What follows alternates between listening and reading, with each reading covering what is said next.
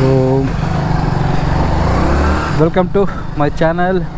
So ಇವತ್ತು date ಬಂದು 23.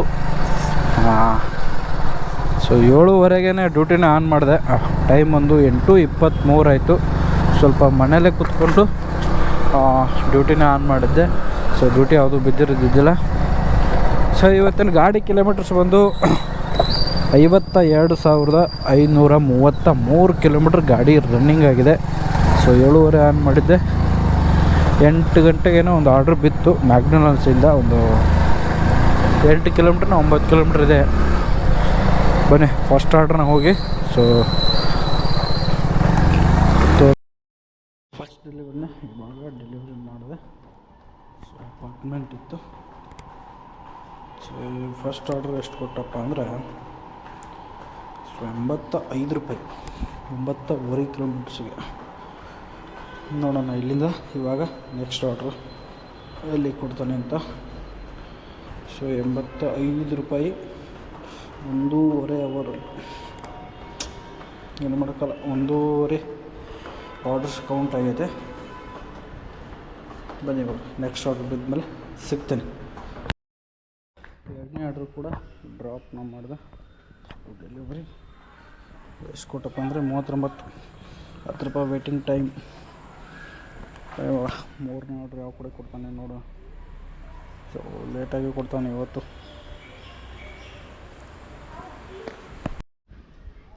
Okay, ಇವಾಗ ಮೂರನೇ ಆರ್ಡ್ರನ್ನ ಕೂಡ ಡ್ರಾಪ್ ಮಾಡಿದೆ. ಸೊ ಕರೆಕ್ಟಾಗಿ 10 ಗಂಟೆ ಆಗಿದೆ. ಸೊ 2 ಅವರ್ 40 ನಿಮಿಷ ಆನ್ಲೈನಲ್ಲಿದ್ದೀನಿ. 186 ರೂಪಾಯಿ 4 ಆರ್ಡರ್ಸ್ನ ಮಾಡಿದ್ದೀನಿ.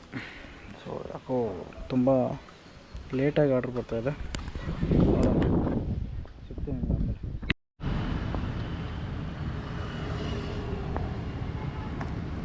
ಇವಾಗ 5ನೇ ಆರ್ಡ್ರ್ ಕೂಡ ಬಿಟ್ಟು ಪಿಕಪ್ನ ಮಾಡಿದೆ. ಇನ್ನು ಕೋಲಾರ ಬಾರಿಂದ.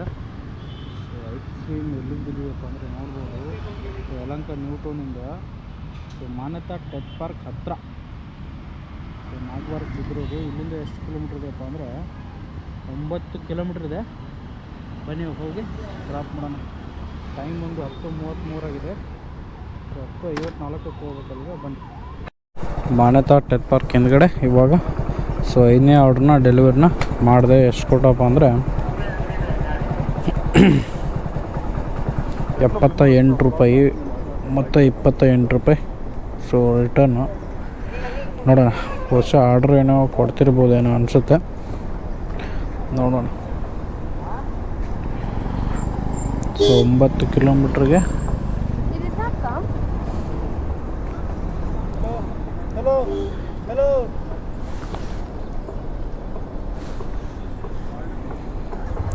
ರಿಟರ್ನ್ ಅಮೌಂಟ್ ಬಂದು 28 ರೂಪಾಯಿ ಇದೆ. ಸೊ ರಿಟರ್ನ್ ಕೊಡ್ತಾನೋ ಇಲ್ಲಿಂದ ಆರ್ಡ್ರ್ ಕೊಡ್ತಾನೋ ಗೊತ್ತಿಲ್ಲ. ಸೊ 5 ಆರ್ಡ್ರ್ ಕಂಪ್ಲೀಟ್ ಆಗಿದೆ.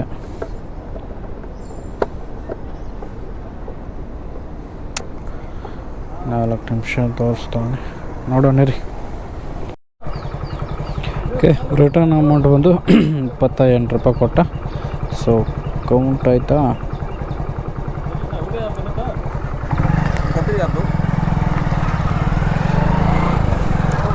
ಸೊ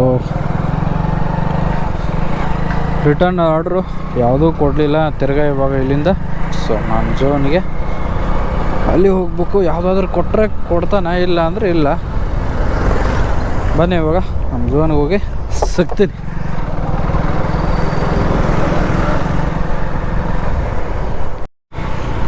ಸೊ ಇವಾಗ ಟೈಮ್ ಬಂದು 11:08 ಆಯಿತು. ಬರೀ 3 ಅವರ್ 47 ನಿಮಿಷದಲ್ಲಿ ಸೊ ಬರೀ 5 ಆರ್ಡ್ರನ್ನ ಮಾಡಿದ್ದೀನಿ. ಮತ್ತು 297 ರೂಪಾಯಿ ಅರ್ನಿಂಗ್ ಅಷ್ಟೇ ಆಗಿರೋದು. ಈ ಥರ ಆದರೆ ಟಾರ್ಗೆಟ್ನ ಯಾವಾಗ ರೀಚ್ ಮಾಡೋದು? ಸ್ವಿಗ್ಗಿ ಅವನೇ ಕೆಟ್ಟಾಗಿ ಬೈಬೇಕು ಅನಿಸುತ್ತೆ. ಮತ್ತು ಏನು ಮಾಡಬೇಕು? ಬೆಳಗ್ಗೆಯಿಂದ ಕೂತು ಸಾಕಾಗ್ತೈತೆ. ಅವನು ಅದ್ರ ತಕ್ಕಂತೆ ಸೊ ಆರ್ಡರ್ಸ್ ತಕ್ಕಂತೆ ಅಮೌಂಟ್ನ ಕೊಡ್ತಾಯಿಲ್ಲ. ಸೊ ಮಳೆ ಬಾರಪ್ಪ, ಮಳೆ ಬಂದ್ರೇ ಕರೆಕ್ಟ್ ಇವ್ರಿಗೆ. ಸೊ ಮಳೆ ಬಂದರೆ ಸರ್ಜಿ ಕೊಡ್ತಾನೆ, ಎಕ್ಸ್ಟ್ರಾ ಅಮೌಂಟ್ ಕೊಡ್ತಾನೆ.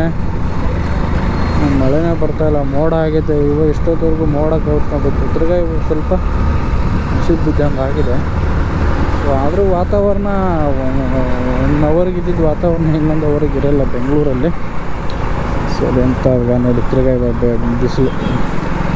ಹೀಗೆ ಆಡೋಕ್ಕಿಂತ ಮುಂಚೆನೇ ಬಿಸಿಲು, ಮಾತಾಡಿದ ಮೇಲೆ ಪೂರ್ತಿ ನೆರಳು.